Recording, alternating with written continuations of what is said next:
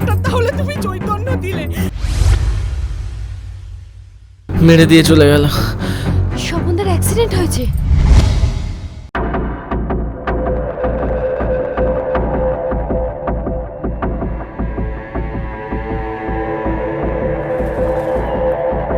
আমার স্বামী এখন কেমন আছে?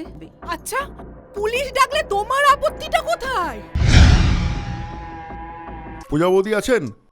কাউন্সিলর জনার্দন দা এসেছেন ওনার সঙ্গে দেখা করার জন্য। তাতে পূজাকে পূজা করাই উচিত। ভয় নেই, আমি এবং আমার থানার লোকজন সব সময় আপনার পাশে আছি।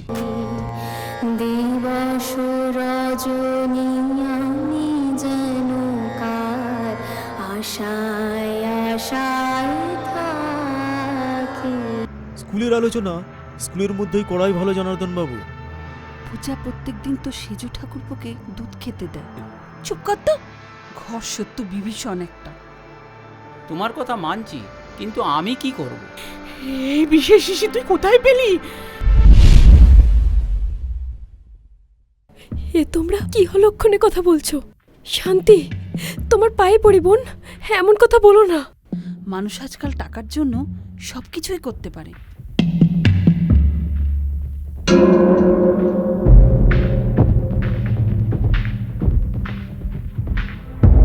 পর্দা, আপনিও এমন কথা বলছেন?